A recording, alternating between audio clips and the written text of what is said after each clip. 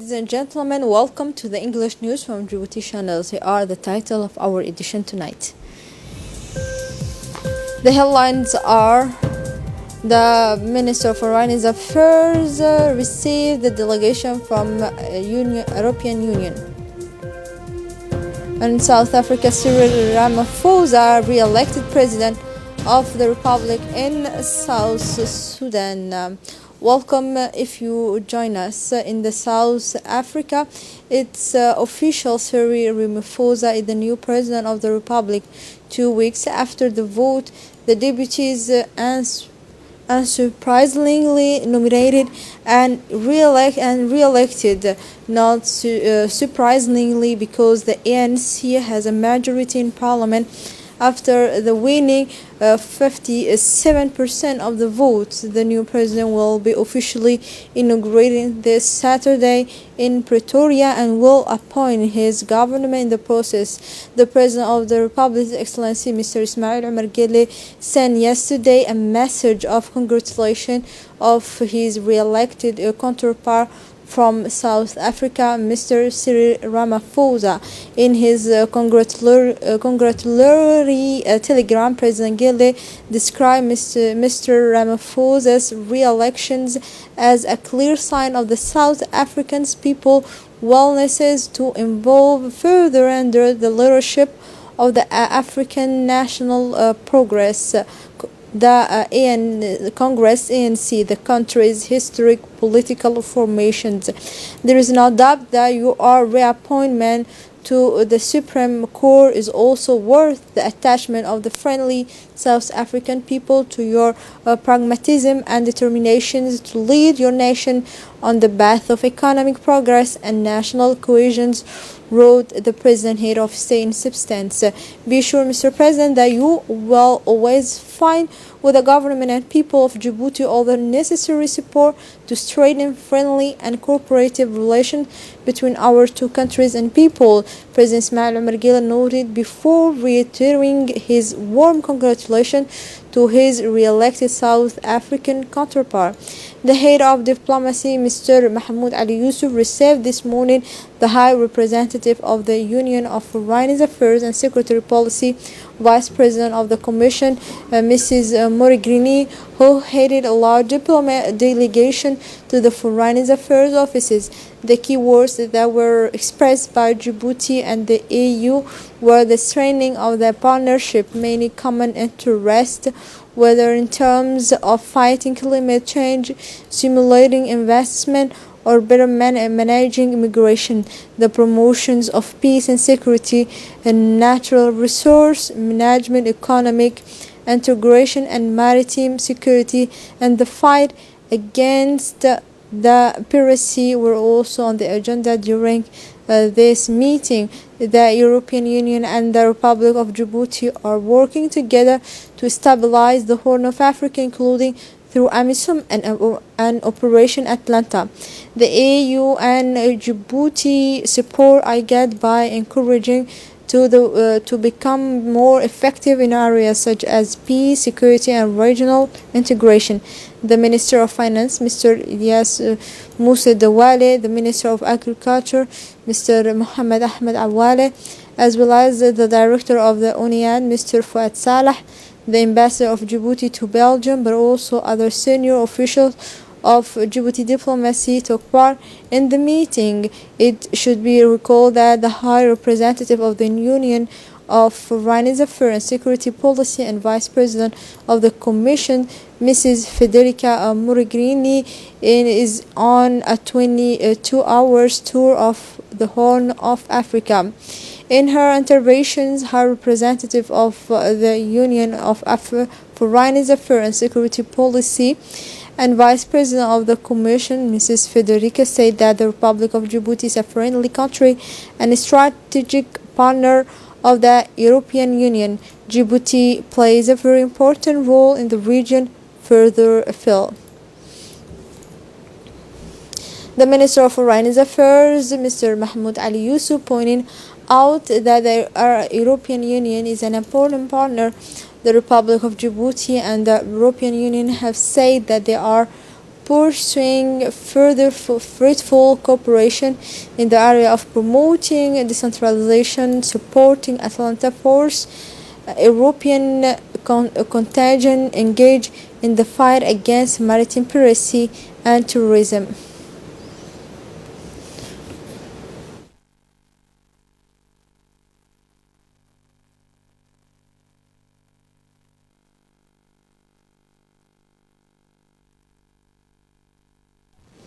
The Minister of Health, Mr. Mohammed Warsame Diria, took part in the 72nd World Health Assembly in Geneva. In addition to the main theme of universal health coverage, leave no one out, delegated from the 194 member states discussed during topics such as the recent Ebola outbreak, access to medicine and vaccines, the issues of ill health, and all the health implications of climate change. Dr. Tedros, Director General of WHO, who has been in office for a year, opened the 72nd World Health Assembly, where he presented the week's program and urged international organizations, in particular the World Health Organization, to continue and accelerate support to the less developed countries. The World Health Assembly is the supreme decision-making body of WHO. It brings together the delegation of organizations, member states. The high-level meeting of established the organization's political guidelines, monitors its financial policy, examine and improve the draft budget of the country program. The Minister of Health, Mr. Mohammed Warsame Diria, stated in Geneva on the sidelines of the General Assembly that we must consider universal health coverage as a sustainable solution to strengthen our health system. Continuing in his observations, the Minister of Health recalled that the Djibouti, and in accordance with the roadmap of the President, His Excellency Mr. Ismail Omar Guelleh, promulgated the National Refugees Law, which guaranteed refugees favorable protections environment on an equal footing with national. In 2040, the government of the Republic of Djibouti adopted Vision 2035 with the aim of improving the living conditions of Djiboutians over the next 2 decades. This vision is articulated around 5 fundamental pillars, including the one relating to the strengthening of human capital, which is in line with the objective of sustainable development, and in particular Objective 3 of Agenda 2030. The health of our populations and the effective function of our national health system are essential for equitable, inclusive, and sustainable development. The Minister of Energy in charge of natural resources, Mr. Younis Ali Gedi, received this morning in his office the coordinator of the United Nations system, Mrs. Barbara Menzi. The meeting was attended by the Secretary General, Mr. Mohammed Gile Wa'ais, and the Director of Program Management, Mr. Mohammed Gaba. Discussions between the two parties focus on strengthening the partnership and defining Commission's vision to support development to the energy sector in Djibouti, as well as the opportunities offered by the Sustainable Development Objectives. On the occasion of the blessed month of Ramadan, a collective iftar was organized by the Minister of Labor in charge of administrative reform, Mr. Osman Ibrahim Roble, for the staff of the Minister and members of the National Council of Labor, Employment and Social Security at Sheraton Hotel. This contact ceremony with the members of the social partners took place in a friendly atmosphere of fasting break in this blessed month of Ramadan. The iftar was attended by high-ranking personality, including former Minister of Labor, Mr. Muhammad Barkhad Abdullahi, and the Dean of the Honorable Ali Abdi Farah National Assembly. On the occasion, the Minister of the Labor, Mr. Osman Ibrahim Robla delivered a speech in which he clarified his expectations and the priorities of the social issue he intends to submit to the contest. He also pledged to promote dialogue and tribalism in the footsteps of his procedures. Continuing his speech, the minister recalled that in the roadmap assigned to a member of the government, the integration of young people must be a permanent item on the agenda of the government actions. Contests must play a key role in supporting the employability program, including the national employment policy and the escape final.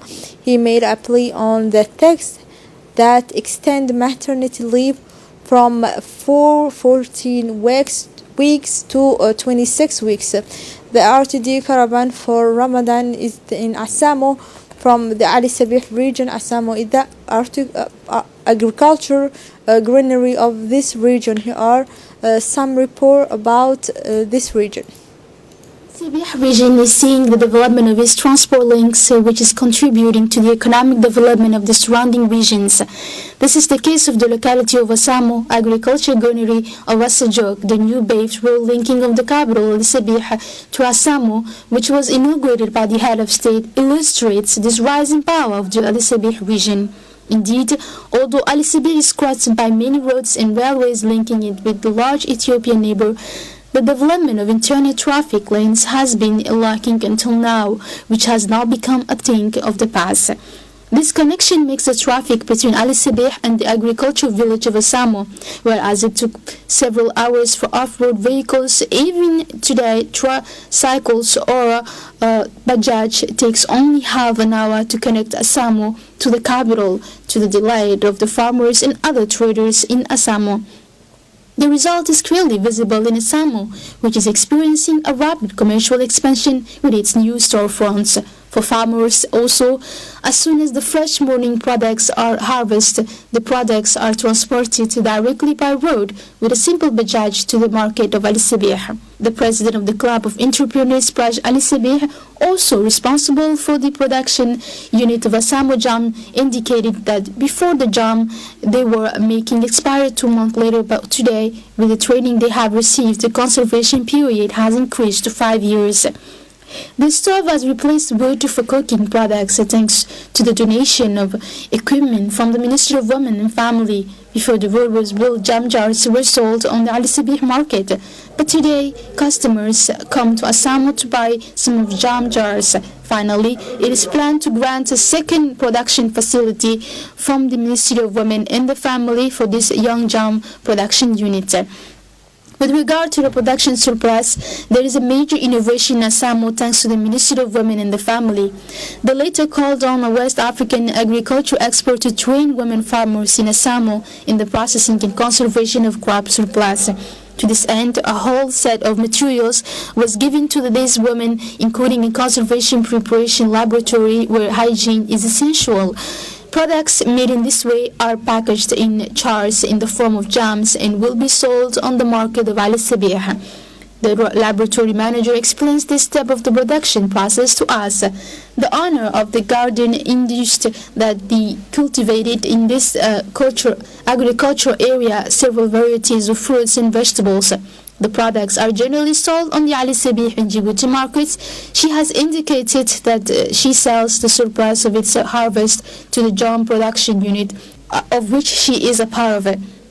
Safia Ahmed finally indicated that its profits had increased considerably since the construction of the Ali Sabih Asamo Road. This form of production, which began in June 2018, has borne fruit, as the head of its laboratory explained to us. This innovation, unknown to Djibouti farmers, has been an encouragement to work the land more, hence the significant expansion of vegetable gardens in Asamo, as you can see in these images. Following the death of the Sultan of Tajura, Abdul Qadir Hamad Muhammad, Mr. Muhammad Adabo Kako, Hamadu Abdullah, and Ali Ahmed Guru General and Mohammed Hassan as expressed their sincere condolence to the family of the late Sultan of Tajura and to the entire population of Sultan of Tajura and the people of Djibouti. They implore the God Lord to welcome him to his eternal paradise of Al-Mad. Inna lillahi wa inna ilayhi raji'un. And now let's move on international scene. There will be 32 teams competing for the trophy at the World Cup 2022 in Qatar, announced FIFA Wednesday. The international football body presented a feasibility study, and the transitions from 32 to 48 teams in 2020 was on the agenda of its next Congress in June in Paris, but she finally said that in the present circumstance such a proposal could not be implemented. This change of format will therefore only occur from the 2026 edition, which will be played in the three countries, United States or Canada or Mexico. Here we arrive at the end of this news edition. Thank you for watching us. Goodbye.